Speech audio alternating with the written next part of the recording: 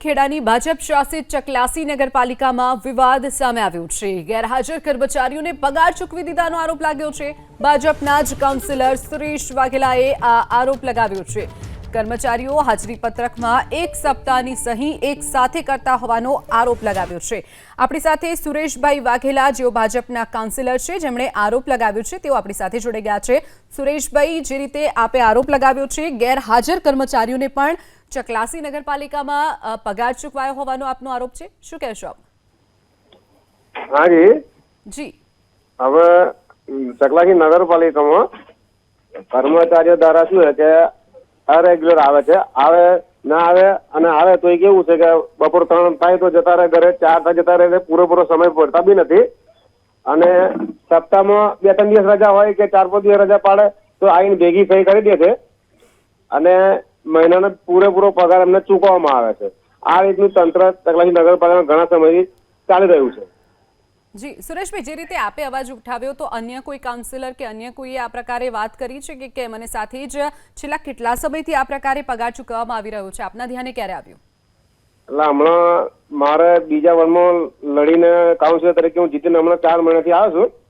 જી, એટલે મેં તપાસ કરી, ત્યારથી મારે ધ્યાન આવ્યું, પણ મને તો એવું લાગી રહ્યું છે કે આ વર્ષોથી ચાલુ જ છે કન્ટિન્યુ, કારણ કે કોઈ બી અવાજ ઉઠાવતા નથી। અને ચીફ ઓફિસરને વારંવાર રજૂઆત કરી છે, મૌખિકમાં રજૂઆત કરી છે અને લેખિતમાં બી રજૂઆત કરી છે, તેમ છતાં આજ દિન સુધી કોઈ એનો લેવામાં નથી આવ્યું, એક્શન લેવામાં નથી આવી। સુરેશભાઈ, છેલ્લા કેટલા સમયથી અને કેટલા કર્મચારીઓ આવા છે જે મફતનો પગાર ખાઈ રહ્યા છે? કર્મચારીઓ તો અહીં ઘણા બધા છે, લગભગ 15-20 જેવા છે। જી, હવે એમાં ઘણા બધા છે જે આવે ના આવે રેગ્યુલર છે, અને ઓફિસ સુપરિન્ટેન્ડન્ટ જે સુખદેવ કરીને છે, એમને ઓફિસના બધાને દેખરેખ રાખવાની છે। એમને મેં એવું પૂછ્યું, ભાઈ આ જે આવે છે નથી આવતા તો તમારે જોવાની ફરજમાં નથી આવતી? તો એમને મને એવો જવાબ આપ્યો કે આમાં તમારે જોવાની જરૂર નથી મને કહે।